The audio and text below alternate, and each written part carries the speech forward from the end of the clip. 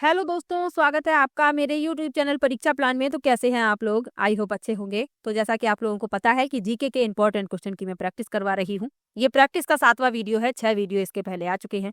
जो 6वां वीडियो है प्रैक्टिस का, उसमें मैंने हिस्ट्री के महत्वपूर्ण 100 प्रश्न करवाए हैं। यदि आपने वीडियो नहीं देखी है तो देख लीजिए।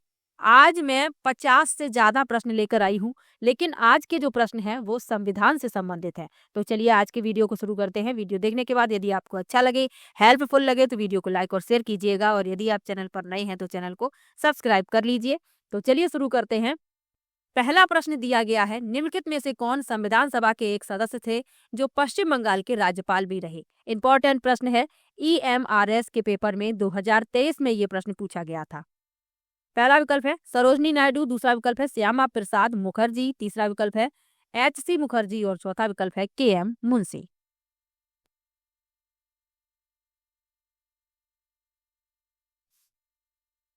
आप सभी लोगों से एक रिक्वेस्ट है कि आप लोग कमेंट किया कीजिए, ताकि आप ये प्रश्न जो आप कमेंट करके इनके उत्तर बताते हैं वो प्रश्न आपको याद हो जाएं। और जिस प्रश्न का उत्तर आप लिखते हैं तो वो आपको कहीं ना कहीं याद रह जाता है। इसीलिए मैं कहती हूँ हर बार। तो प्रश्न का उत्तर दीजिएगा कि कौन संविधान सभा के सदस्य थे जो पश्चिम बंगाल के राज्यपाल भी रहे हैं। तो इसमें आपका जो विकल्प सही है वह है तीसरा विकल्प HC मुखर्जी। ये संविधान सभा के सदस्य भी थे और पश्चिम बंगाल के राज्यपाल भी रहे हैं। इनका पूरा नाम है हरेंद्र कुमार मुखर्जी। ये भारतीय संविधान सभा के उपाध्यक्ष थे। ये एक प्रसिद्ध शिक्षाविद, राजनीतिज्ञ और समाजसेवी थे। उन्होंने संविधान निर्माण में महत्वपूर्ण योगदान दिया और पश्चिम बंगाल के पहले राज्यपाल भी रहे। तो ये बात भी याद रखिएगा, ये पश्चिम बंगाल के पहले राज्यपाल थे। चलिए आगे बढ़ते हैं, अगले प्रश्न पर चलते हैं। भारतीय संविधान में रिट जारी करने की शक्ति निम्नांकित में से किन्हें दी गई है? अच्छा प्रश्न है। पहला विकल्प है राष्ट्रपति, दूसरा विकल्प है उच्चतम न्यायालय, तीसरा विकल्प है उच्च न्यायालय। अब नीचे कूट दिया गया है, उसमें से सही उत्तर चुनना है। ये प्रश्न भी EMRS में पूछा जा चुका है 2023 वाले पेपर में। तो भारतीय संविधान में रिट जारी करने की शक्ति किसके पास है? तो रिट जारी करने की शक्ति है उच्चतम न्यायालय के पास और उच्च न्यायालय के पास। राष्ट्रपति के पास ये शक्ति नहीं है। तो इसमें B और C सही है, यानी D विकल्प इस प्रश्न का उत्तर हो जाएगा। D विकल्प, B और C। भारतीय संविधान के तहत रिट जारी करने का अधिकार सर्वोच्च न्यायालय, अनुच्छेद 32 के तहत सर्वोच्च न्यायालय और अनुच्छेद 226 के तहत उच्च न्यायालयों को दिया गया है। राष्ट्रपति रिट जारी करने की शक्ति नहीं रखते हैं। याद रखिएगा, अच्छा प्रश्न है। चलिए आगे बढ़ते हैं, अगले प्रश्न पर चलते हैं। भारतीय संविधान के किस अनुच्छेद के अनुसार राज्यों को बाह्य आक्रमण और आंतरिक अशांति से बचाना संघ का कर्तव्य है? पहला विकल्प है अनुच्छेद 354, दूसरा है अनुच्छेद 357, तीसरा है अनुच्छेद 361 और चौथा है अनुच्छेद 355। तो भारतीय संविधान के अनुच्छेद 355 के अनुसार संघ का यह कर्तव्य है कि वह प्रत्येक राज्य को बाह्य आक्रमण और आंतरिक अशांति से बचाए और यह सुनिश्चित करे कि प्रत्येक राज्य का शासन संविधान के प्रावधानों के अनुसार चले। तो इसमें आपका डी विकल्प सही हो जाएगा, अनुच्छेद 355। चलिए आगे बढ़ते हैं, अगले प्रश्न पर चलते हैं। भारत के संविधान द्वारा मूल अधिकारों के रूप में निम्नलिखित में से किस संरक्षण की गारंटी दी गई है? पहला है एक आपराधिक जांच में गवाह बनाए जाने के लिए कहे जाने से संरक्षण, दूसरा है शारीरिक असमर्थता होने पर मुकदमा चलाए जाने से संरक्षण, तीसरा है अग्रिम जमानत के मामले में मुकदमा चलाए जाने से संरक्षण और चौथा है एक ही अपराध के लिए 2 बार सजा दिए जाने से संरक्षण। ये प्रश्न पूछा गया था KVS के PRT के पेपर में, जो 2023 में हुआ है। 24 तारीख को जो पेपर हुआ था, शिफ्ट पहले में ये पेपर में पूछा गया था ये प्रश्न। तो इम्पोर्टेंट प्रश्न है, आपके KVS के ही एग्जाम में पूछा गया है। तो भारतीय संविधान के द्वारा मूल अधिकारों के रूप में निम्नलिखित में से किस संरक्षण की गारंटी दी गई है? तो एक ही अपराध के लिए 2 बार सजा दिए जाने से संरक्षण। डी विकल्प इस प्रश्न का उत्तर हो जाएगा। भारतीय संविधान का अनुच्छेद 20 अपराधों के लिए सजा के संबंध में संरक्षण से संबंधित है। अनुच्छेद 20(2) में किसी व्यक्ति को एक ही अपराध के लिए 2 बार सजा दिए जाने से संरक्षण है। अर्थात एक ही अपराध के लिए एक से अधिक बार ना तो मुकदमा चलाया जाएगा और ना ही दंडित किया जाएगा। तो ये भी आपको याद रखना है। चलिए आगे बढ़ते हैं। अगला प्रश्न दिया गया है, भारत के संविधान द्वारा किस वर्ग के लिए निःशुल्क और अनिवार्य शिक्षा के अधिकार को एक मूल अधिकार के रूप में गारंटी दी गई है? जो शिक्षा का अधिकार अधिनियम है उससे संबंधित है ये प्रश्न। पहला विकल्प है भारत के सभी नागरिक, दूसरा है 6 वर्ष तक की आयु के सभी बच्चे, तीसरा है 6 से 14 वर्ष तक की आयु के सभी बच्चे और चौथा है भारत के भूभाग पर रहने वाले सभी व्यक्ति। तो शिक्षा का अधिकार अधिनियम क्या कहता है? 6 से 14 वर्ष तक की आयु के लिए जो बच्चे हैं, 6 से 14 वर्ष तक की आयु के सभी बच्चे, उनके लिए निःशुल्क और अनिवार्य शिक्षा का प्रावधान करता है। तो इसमें आपका सी विकल्प सही हो जाएगा, 6 से 14 वर्ष तक की आयु के सभी बच्चे। चलिए आगे बढ़ते हैं। भारत के संविधान की प्रस्तावना द्वारा भारत के नागरिकों को निम्नलिखित में से क्या सुनिश्चित नहीं कराया गया? पहला विकल्प है राजनीतिक न्याय, दूसरा है आस्था की स्वतंत्रता, तीसरा है आय की समानता और चौथा है व्यक्ति की गरिमा। तो क्या सुनिश्चित नहीं कराया गया है? ये प्रश्न भी पूछा जा चुका है पीआरटी वाले पेपर में, 2023 वाले पेपर में पूछा गया था। तो क्या सुनिश्चित नहीं कराया गया है? आय की समानता। सी विकल्प इस प्रश्न का उत्तर हो जाएगा। भारतीय संविधान की प्रस्तावना पंडित जवाहरलाल नेहरू द्वारा बनाए गए और पेश किए गए संविधान द्वारा अपनाए गए उद्देश्य प्रस्ताव पर आधारित है। प्रस्तावना में सामाजिक, आर्थिक और राजनीतिक न्याय तथा विचार, अभिव्यक्ति, धर्म, विश्वास व उपासना की स्वतंत्रता का उल्लेख है। इसमें व्यक्ति की गरिमा, एकता, अखंडता तथा बंधुत्व का भी उल्लेख है, लेकिन इसमें आय की समानता का उल्लेख नहीं है। तो यही हो जाएगा इस प्रश्न का उत्तर। चलिए आगे बढ़ते हैं। भारत के संविधान की 6ठी अनुसूची के उपबंधों का विस्तार निम्नलिखित में से किस राज्य के प्रशासन तक नहीं है? पहला है सिक्किम, दूसरा है मेघालय, तीसरा है त्रिपुरा और चौथा है असम। तो भारत के संविधान की 6ठी अनुसूची के उपबंधों का विस्तार किस राज्य के प्रशासन तक नहीं है? अच्छा प्रश्न है और पीआरटी में ये प्रश्न पूछा जा चुका है। तो इसमें आपका जो विकल्प सही है वह है पहला विकल्प सिक्किम। भारत के संविधान की जो 6ठी अनुसूची है इसमें असम, मेघालय, त्रिपुरा और मिजोरम राज्यों के जनजातीय क्षेत्रों के प्रशासन के बारे में प्रावधान है। सिक्किम इसमें शामिल नहीं है। तो यही हो जाएगा इस प्रश्न का उत्तर। चलिए आगे बढ़ते हैं। भारत के संविधान के भाग 3 के अंतर्गत वाद योग्य अधिकार के रूप में किसकी गारंटी नहीं दी गई है? पहला है एक ही अपराध के लिए 2 बार दंडित किए जाने से संरक्षण, दूसरा है लोक नियोजन के मामलों में अवसर की समानता, तीसरा है समान काम के लिए समान वेतन और चौथा है दैहिक स्वतंत्रता का संरक्षण।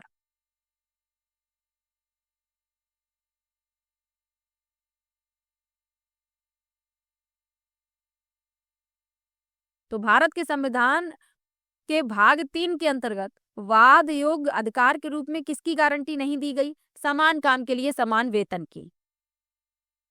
बाकी आप तीनों देख रहे हैं, इनकी गारंटी दी गई है। एक ही अपराध के लिए 2 बार दंडित किए जाने से संरक्षण, लोक नियोजन के मामलों में अवसर की समानता और दैहिक स्वतंत्रता का संरक्षण। लेकिन इसमें समान काम के लिए समान वेतन की गारंटी नहीं दी गई है। तो यही हो जाएगा इस प्रश्न का उत्तर। चलिए आगे बढ़ते हैं, अगले प्रश्न पर चलते हैं। भारत के संविधान के किस भाग में प्रसूति प्रसुविधा का उपबंध किया गया? पहला है मूल अधिकार, दूसरा है मूल कर्तव्य, तीसरा है राज्य के नीति निर्देशक तत्व और चौथा है नागरिकता। इस प्रश्न को मैंने पहले भी लिया है, जो भी लगातार वीडियो देख रहा है उसको पता होगा। तो भारत के संविधान के किस भाग में प्रसूति प्रसुविधा का उपबंध किया गया है? राज्य के नीति निर्देशक तत्व। सी विकल्प इसमें सही हो जाएगा। भारत के संविधान के भाग 4 अनुच्छेद 36 से 51 में राज्य के नीति निर्देशक सिद्धांत शामिल है। तो ये आप याद रखिएगा। चलिए आगे बढ़ते हैं, अगले प्रश्न पर चलते हैं। भारत के संविधान के अंतर्गत राज्य के नीति निर्देशक तत्वों में निम्नलिखित में से कौन शामिल है? पहला है अंतर्राष्ट्रीय शांति को बढ़ावा देना, दूसरा है हिंसा को शपथ पूर्वक त्यागना, तीसरा है वैज्ञानिक स्वभाव का विकास और चौथा है राष्ट्रगान का सम्मान। तो इसमें जो शामिल है वह हमें बताना है।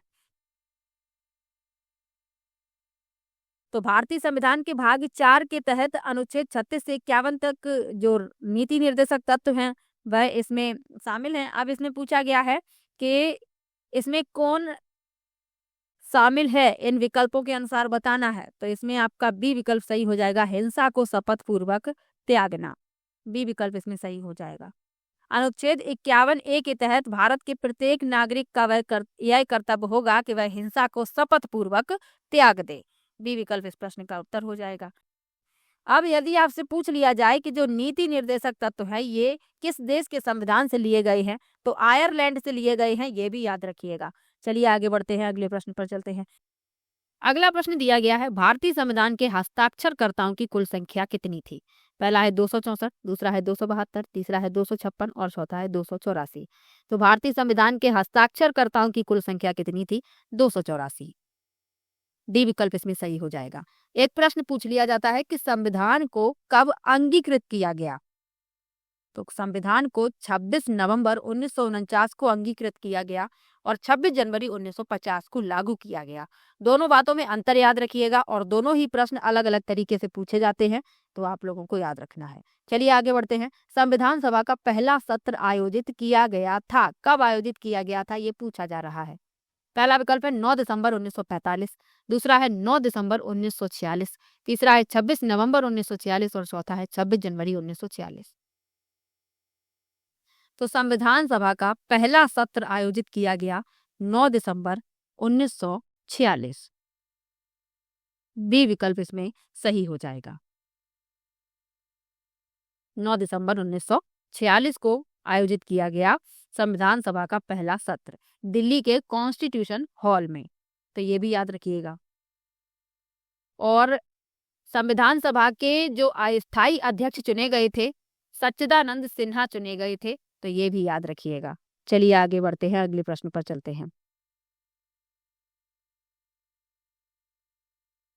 संविधान के सिद्धांतों को निर्धारित करने वाला उद्देश्य संकल्प जवाहरलाल नेहरू द्वारा को प्रस्तुत किया गया, यहाँ पर फिल करना होगा। पहला विकल्प है 13 नवंबर 1946, दूसरा है 13 दिसंबर 1946, तीसरा है 26 नवंबर 1946 और चौथा है 26 दिसंबर 1946।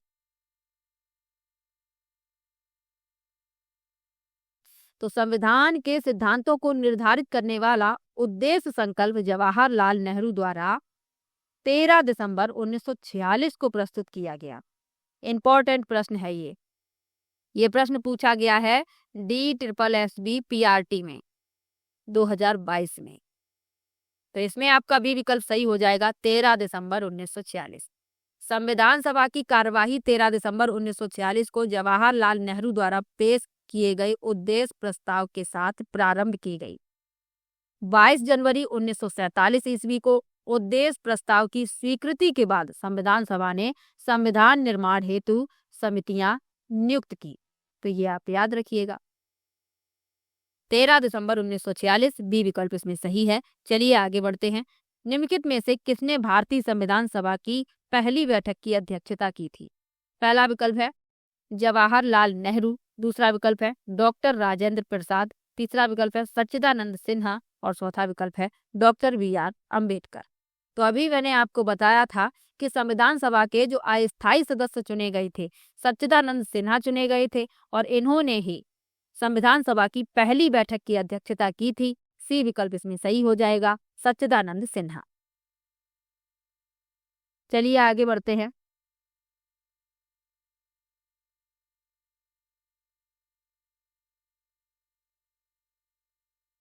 निम्नलिखित में से कौन संविधान सभा की संघ शक्ति समिति का प्रमुख था? पहला है KM मुंशी, दूसरा है GV मावलंकर, तीसरा है जवाहरलाल नेहरू और चौथा है B पट्टाभी सीतारमैया। तो संविधान सभा के संघ समिति के प्रमुख जवाहरलाल नेहरू थे। संविधान सभा की कार्यवाही जवाहरलाल नेहरू द्वारा 13 दिसंबर 1946 ईस्वी को प्रस्तुत उद्देश्य प्रस्ताव के साथ प्रारंभ हुई थी। ये मैंने आपको 2 बार बताया है ताकि आपको याद रहे। तो इसमें आपका सी विकल्प सही हो जाएगा, जवाहरलाल नेहरू। चलिए आगे बढ़ते हैं। संविधान सभा की प्रारूप समिति में निम्न में से कौन सदस्य नहीं था? पहला विकल्प है सैयद मोहम्मद सादुल्ला, दूसरा विकल्प है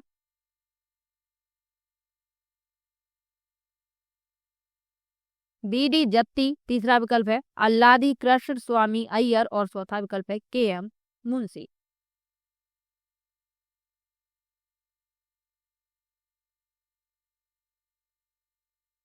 तो संविधान के मूल पाठ में विचार करने के लिए डॉक्टर भीमराव अंबेडकर की अध्यक्षता में एक 7 सदस्यीय प्रारूप समिति का गठन संविधान सभा ने 29 अगस्त 1947 को किया था।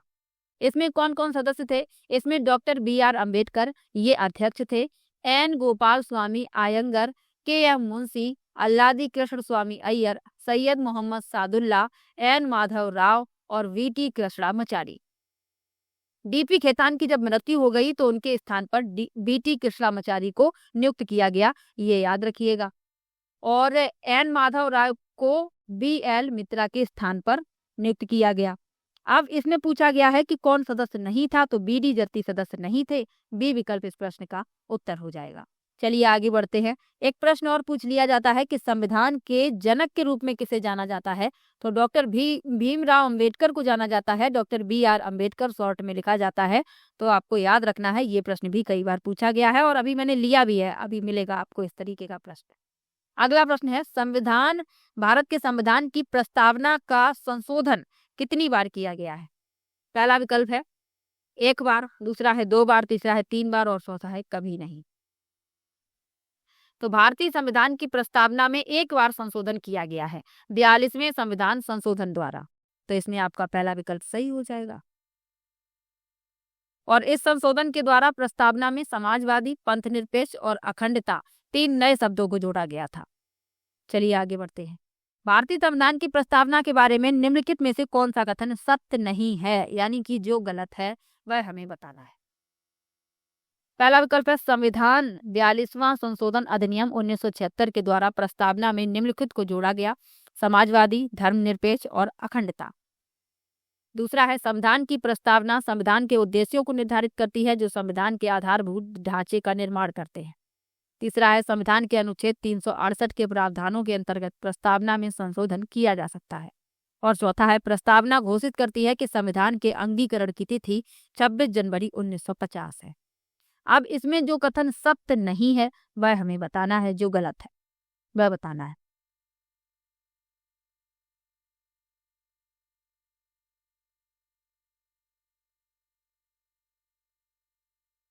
तो इसमें ए बी सी तो बिल्कुल सही लिखे हुए हैं, ए सही है, बी भी सही है और सी भी सही है। अब हमें बताना है जो गलत है, तो इसमें जो चौथा लिखा हुआ है ये गलत है।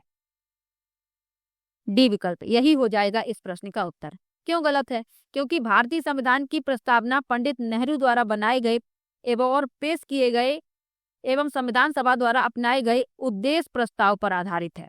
यह घोषित करती है कि संविधान के अंगीकरण की तिथि 26 नवंबर 1949 है।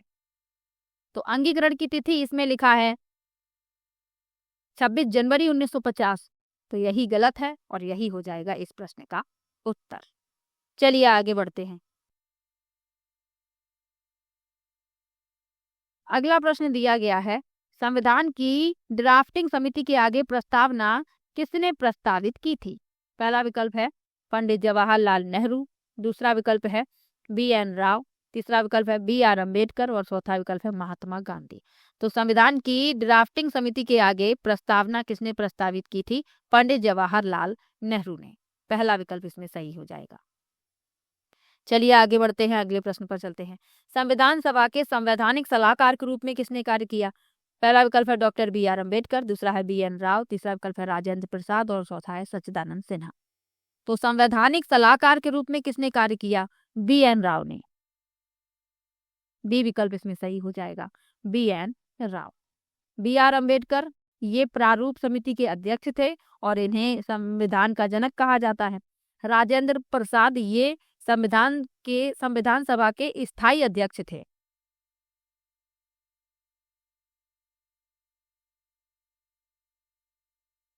और सच्चिदानंद सिन्हा ये अस्थायी अध्यक्ष थे। तो इनके बारे में इतना याद रखिए। चलिए आगे बढ़ते हैं। निम्नलिखित में से कौन संविधान सभा के मसौदा समिति के अध्यक्ष थे? पहला है बी.आर. अंबेडकर, दूसरा है सी.डी. देशमुख, तीसरा विकल्प है बाबू राजेंद्र प्रसाद और चौथा विकल्प है जवाहरलाल नेहरू।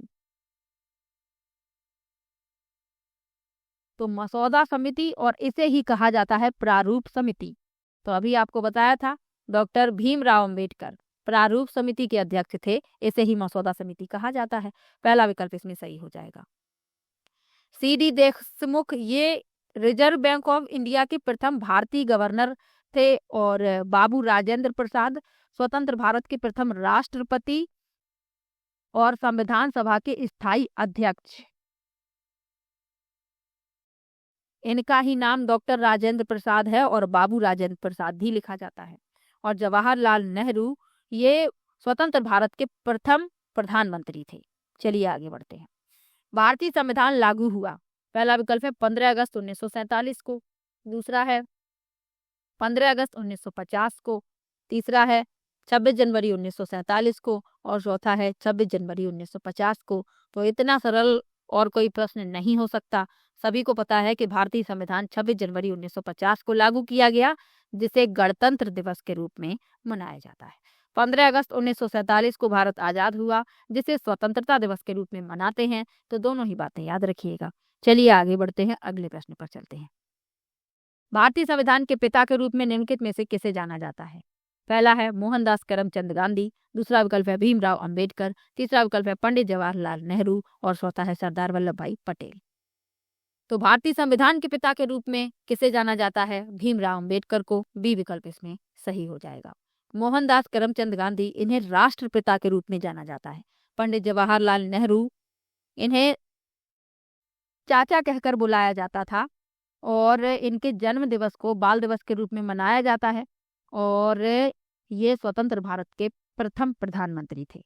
और सरदार वल्लभ भाई पटेल ये प्रथम उप प्रधानमंत्री थे और गृह मंत्री भी थे, ये भी याद रखिएगा, प्रथम गृह मंत्री भी थे। चलिए आगे बढ़ते हैं, अगले प्रश्न पर चलते हैं। भारत का पहला गृह मंत्री कौन था? पहला विकल्प है जवाहरलाल नेहरू, दूसरा विकल्प है के.एम. मुंशी, तीसरा विकल्प है वल्लभ भाई पटेल और चौथा विकल्प है सी राजगोपालाचारी। तो अभी मैंने आपको बताया कि भारत के पहले गृह मंत्री कौन थे? वल्लभ भाई पटेल। सी विकल्प इसमें सही हो जाएगा। चलिए आगे बढ़ते हैं, अगले प्रश्न पर चलते हैं।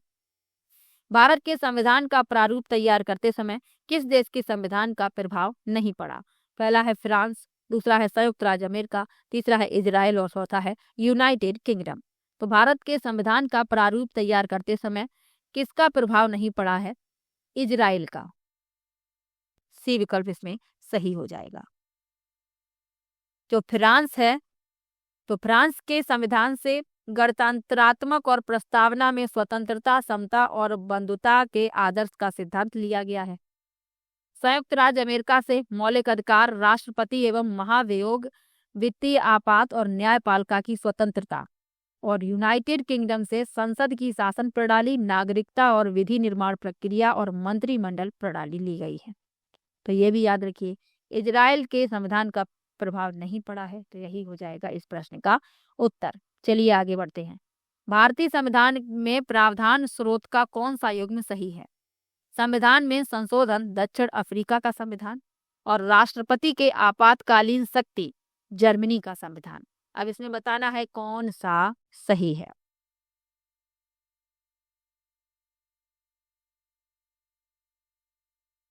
तो संशोधन की जो प्रक्रिया है ये दक्षिण अफ्रीका के संविधान से ली गई है और राष्ट्रपति के आपातकालीन की शक्ति जर्मनी के संविधान से। दोनों ही सही लिखे हुए हैं, पहला और दूसरा दोनों सही हैं। सी विकल्प हो जाएगा इस प्रश्न का उत्तर। चलिए आगे बढ़ते हैं, अगले प्रश्न पर चलते हैं। किस अधिनियम ने भारतीय परिषद को समाप्त कर दिया? पहला है चार्टर अधिनियम 1853, दूसरा है भारत सरकार अधिनियम 1935, तीसरा है भारतीय परिषद अधिनियम 1892 और चौथा है भारतीय स्वतंत्रता अधिनियम 1947।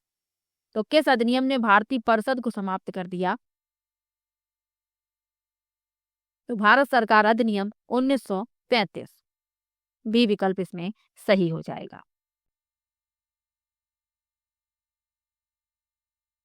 चलिए आगे बढ़ते हैं। किस भारतीय कलाकार ने संविधान की हस्तलिखित कॉपी को अलंकृत किया था? पहला विकल्प है नंदलाल बोस, दूसरा है मिहिर सेन, तीसरा विकल्प है एस.एन. बनर्जी और चौथा है मुकेश बंदोपाध्याय। तो किस भारतीय कलाकार ने संविधान की हस्तलिखित कॉपी को अलंकृत किया? केवीएस टीजीटी और एनवीएस टीजीटी 2013 में ये प्रश्न पूछा गया था। तो इसमें आपका पहला विकल्प सही है, नंदलाल बोस। नंदलाल बोस ने संविधान की हस्तलिखित कॉपी को अलंकृत किया था। संविधान का पांडुलेखन प्रेम बिहारी नारायण रायजादा द्वारा किया गया भारतीय संविधान की हस्तलिखित कॉपी हीलियम फाइल केस में संसद की केंद्रीय लाइब्रेरी में सुरक्षित है। तो ये भी याद रखिए, पहला विकल्प इसमें सही है। चलिए आगे बढ़ते हैं। स्वतंत्रता के पश्चात भारत के प्रथम गृह मंत्री कौन बने? वही प्रश्न है, बस ये पूछा गया है DSSB 2013 में। बस प्रश्न पूछने का तरीका अलग है। तो इसमें पहला विकल्प सही है। प्रथम गृह मंत्री सरदार वल्लभ भाई पटेल बने थे, जिन्हें लौह पुरुष कहा जाता था। पहला विकल्प इसमें सही हो जाएगा। चलिए आगे बढ़ते हैं। और ये भारत के प्रथम उप प्रधानमंत्री भी थे, तो ये भी आप लोग याद रखिएगा। अगला प्रश्न है, भारत में आपातकाल के दौरान मौलिक अधिकारों के निलंबन की अवधारणा किस देश के संविधान से प्रभावित थी? पहला है फ्रांस, दूसरा है यूनाइटेड किंगडम, तीसरा है जापान और चौथा है जर्मनी।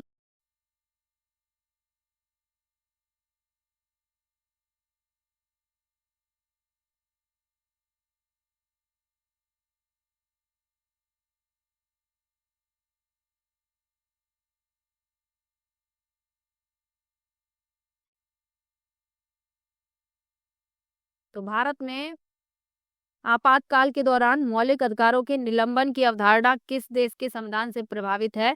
जर्मनी। डी विकल्प इसमें सही हो जाएगा।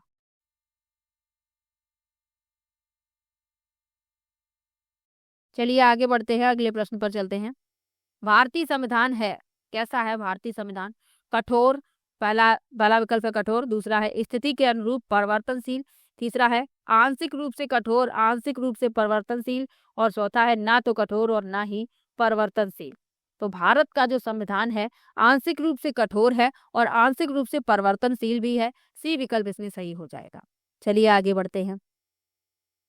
भारत के संविधान द्वारा निम्नलिखित में से किसे एक मूल अधिकार के रूप में गारंटी नहीं कराया गया? पहला है दैहिक स्वतंत्रता, दूसरा है निशुल्क विधिक सहायता, तीसरा है संवैधानिक उपचार और चौथा है व्यवसाय की स्वतंत्रता। तो मूल अधिकार के रूप में किसे गारंटी नहीं कराया गया? निशुल्क विधिक सहायता को। बी विकल्प इसमें सही हो जाएगा। चलिए आगे बढ़ते हैं।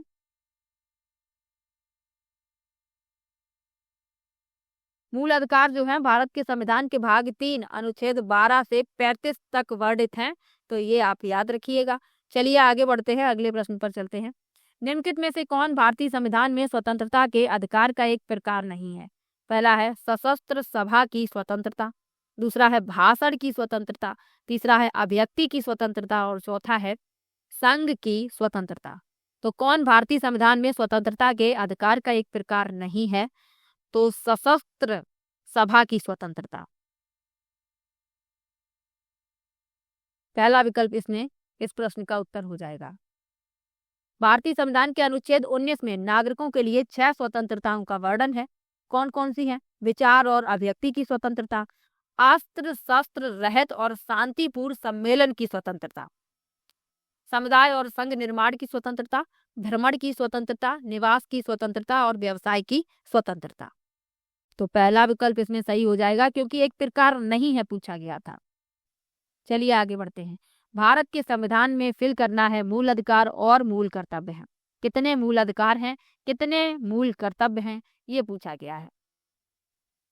तो भारत के संविधान में 6 मौलिक अधिकार हैं, 6 मूल अधिकार हैं और मूल कर्तव्य कितने हैं? 11। बी विकल्प हो जाएगा उत्तर। चलिए आगे बढ़ते हैं। निम्नलिखित में से कौन सा भारतीय संविधान में उल्लेखित एक मौलिक अधिकार नहीं है? पहला है संपत्ति का अधिकार, दूसरा है शोषण के विरुद्ध अधिकार, तीसरा है स्वतंत्रता का अधिकार और चौथा है समानता का अधिकार। तो कौन सा भारतीय संविधान में उल्लेखित एक मौलिक अधिकार नहीं है? संपत्ति का अधिकार, क्योंकि ये कानूनी अधिकार है, ये मौलिक अधिकार नहीं है। मौलिक अधिकार कौन कौन से हैं? 6 मौलिक अधिकार हैं।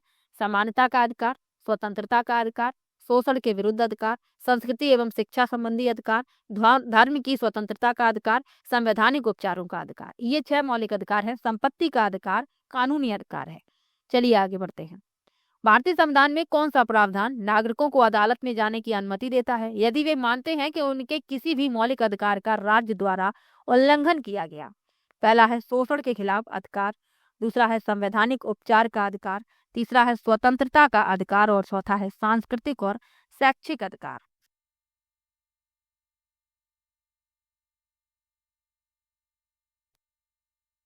तो इसमें आपका बी विकल्प सही हो जाएगा, संवैधानिक उपचार का अधिकार। भारतीय संविधान का अनुच्छेद 32 संवैधानिक संरक्षण अर्थात नागरिकों को अदालत जाने की अनुमति प्रदान करता है। यदि किसी भी नागरिक के मौलिक अधिकारों का हनन किया जाता है तो वह न्यायालय जा सकता है। चलिए आगे बढ़ते हैं। संपत्ति का अधिकार एक, तो संपत्ति का अधिकार एक कानूनी अधिकार है, अभी आपको बताया था। सी विकल्प इसमें उत्तर हो जाएगा। चलिए आगे बढ़ते हैं। भारतीय संविधान के अनुच्छेद 19 के अंतर्गत निम्नलिखित में से कौन सा स्वतंत्रता के अधिकार के रूप में गारंटीकृत नहीं है? पहला है भारत के संपूर्ण क्षेत्र में स्वतंत्रता से संचलन का अधिकार, दूसरा है वाक एवं अभिव्यक्ति का अधिकार, तीसरा है बलात् श्रम से मुक्ति और चौथा है भारत क्षेत्र के किसी भी भाग में आवास तथा बसने की स्वतंत्रता। जो गारंटीकृत नहीं है वह बताना है।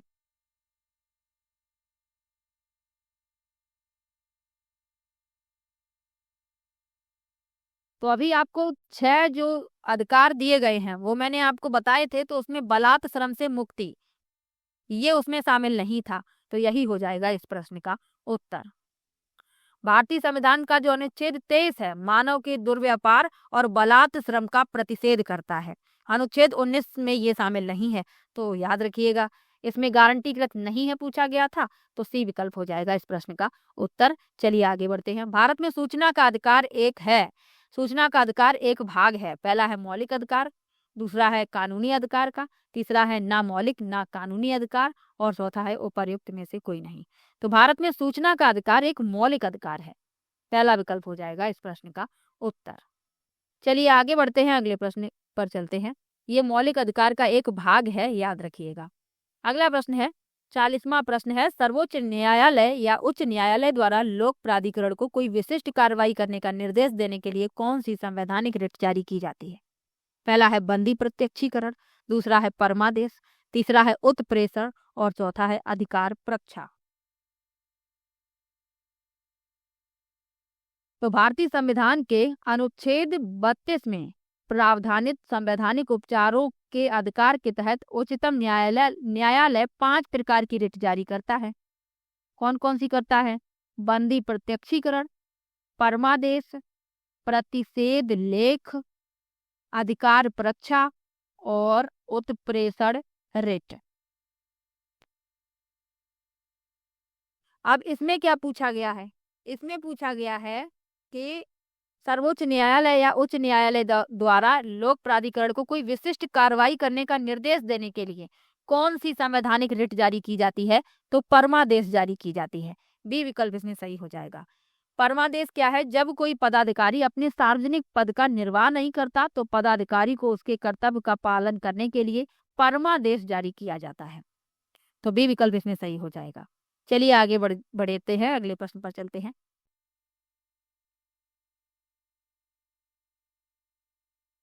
अगला प्रश्न दिया गया है, एक उच्च न्यायालय एक कार्यपालक प्राधिकरण को एक विशेष कार्य करने के लिए निर्देशित करते हुए प्रकृति की रिट जारी कर सकता है। पहला है अधिकार प्रक्षा, दूसरा है उत्प्रेषण, गलत लिख गया है, यहाँ पर है उत्प्रेषण, तीसरा है निषेधाज्ञा और चौथा है परमादेश। तो इसमें डी विकल्प सही हो जाएगा, परमादेश। उच्च न्यायालय एक कार्यपालक प्राधिकरण को एक विशेष कार्य करने के लिए निर्देशित करते हुए परमादेश प्रकृति की रिट जारी कर सकता है। चलिए आगे बढ़ते हैं, अगले प्रश्न पर चलते हैं। निम्नलिखित में से कौन मौलिक कर्तव्य नहीं है? पहला है महिलाओं की गरिमा को अपमानित करने वाली प्रथाओं का परित्याग करना, दूसरा है बुलाए जाने पर राष्ट्र सेवा के प्रति समर्पित हो जाना, तीसरा है स्मारकों और राष्ट्रीय महत्व के स्थानों का संरक्षण करना और चौथा है अपनी सामसिक संस्कृत की समृद्ध विरासत की सुरक्षा करना। अब जो मौलिक कर्तव्य नहीं है वह हमें बताना है। तो स्मारकों और राष्ट्रीय महत्व के स्थानों का संरक्षण करना।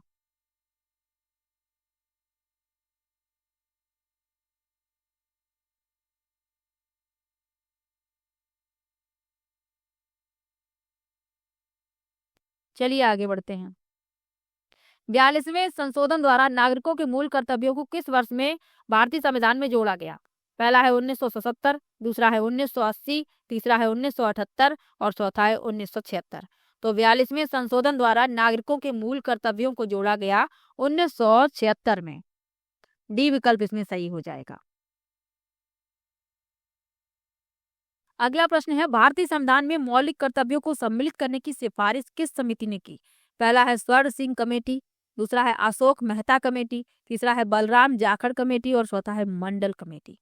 तो किसने सिफारिश की? स्वर्ण सिंह समिति ने। पहला विकल्प इसमें सही हो जाएगा। चलिए आगे बढ़ते हैं। उच्च न्यायालय से एक निचली अदालत न्यायाधिकरण या सार्वजनिक प्राधिकरण को अपने कर्तव्य के भीतर आने वाले अधिनियम को निष्पादित करने के आदेश को कहा जाता है। पहला है परमादेश रिट, दूसरा है प्रतिषेध रिट, तीसरा है बंदी प्रत्यक्षीकरण रिट और चौथा है उत्प्रेषण रिट।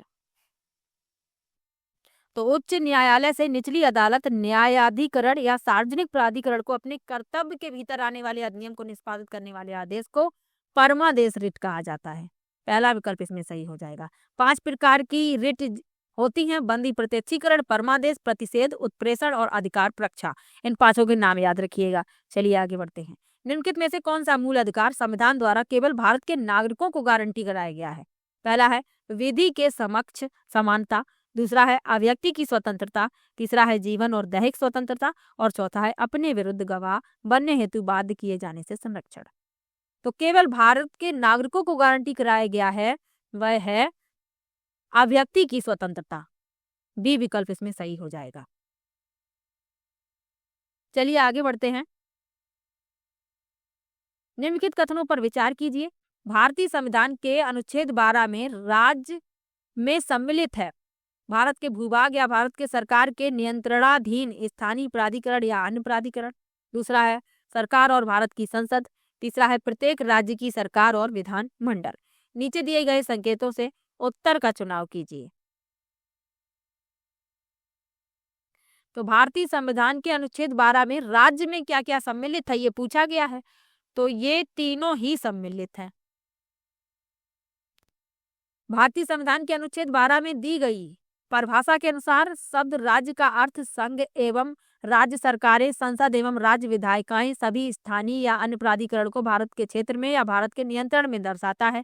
तो ABC तीनों ही इसमें शामिल होंगे। डी विकल्प हो जाएगा इस प्रश्न का उत्तर। अगला प्रश्न है, भारतीय संविधान का कौन सा अनुच्छेद मूल अधिकारों की परिभाषा से संबंधित है? पहला है अनुच्छेद 12, दूसरा है अनुच्छेद 14, तीसरा है अनुच्छेद 10 और चौथा है अनुच्छेद 16। तो भारतीय संविधान का कौन सा अनुच्छेद मूल अधिकारों की परिभाषा से संबंधित है? वह है अनुच्छेद 12। पहला विकल्प हो जाएगा इस प्रश्न का उत्तर। चलिए आगे बढ़ते हैं। भारतीय संविधान का कौन सा अनुच्छेद निर्वाचनों के अधीक्षण, निर्देशन और नियंत्रण का निर्वाचन आयोग में निहित होना से संबंधित है? पहला है अनुच्छेद 320, दूसरा है 322, तीसरा है 324 और चौथा है 318। तो अनुच्छेद 324 चुनाव का अधीक्षण, निर्देशन और नियंत्रण चुनाव आयोग में निहित होना शामिल है। तो इसमें आपका सी विकल्प सही हो जाएगा। संविधान के भाग 15 के अनुच्छेद 324 से 329 में निर्वाचन से संबंधित उपबंध किया गया है। तो ये आपको याद रखना है। सी विकल्प इसमें हो जाएगा इस प्रश्न का उत्तर। 50 प्रश्न हो गए हैं, कुछ प्रश्न और भी हैं, उनको भी करवा देती हूँ। बस आप लोगों से मेरी एक ही रिक्वेस्ट रहती है कि आप वीडियो को शेयर कर दिया कीजिए। ये 51 नंबर का प्रश्न है। अगला 52 है, थोड़ी सी यहाँ पर ये 50। चलिए देख लेते हैं 51। भारतीय संविधान में कौन सा अनुच्छेद कानून के समक्ष समानता को निर्दिष्ट करता है? पहला है अनुच्छेद 36, दूसरा है अनुच्छेद 14, दूसरा है अनुच्छेद 19, तीसरा है अनुच्छेद 14 और चौथा है अनुच्छेद 23। तो अनुच्छेद 14 के तहत राज्य भारत के राज्य क्षेत्र में किसी व्यक्ति को विधि के समक्ष समता से या विधियों के समान संरक्षण से वंचित नहीं करेगा। विधि के समक्ष समता का विचार ब्रिटिश मूल संविधान से लिया गया है। तो ये भी याद रखिएगा। सी विकल्प इस प्रश्न का उत्तर हो जाएगा अनुच्छेद 14। चलिए आगे बढ़ते हैं। 52 नंबर का प्रश्न है, भारतीय संविधान का कौन सा अनुच्छेद राष्ट्रपति पर महाभियोग की प्रक्रिया से संबंधित है? पहला है अनुच्छेद 71, दूसरा है अनुच्छेद 55, तीसरा है अनुच्छेद 51 और चौथा है अनुच्छेद 61। तो अनुच्छेद 61 राष्ट्रपति पर महाभियोग चलाने की प्रक्रिया का वर्णन करता है। डी विकल्प इसमें सही हो जाएगा।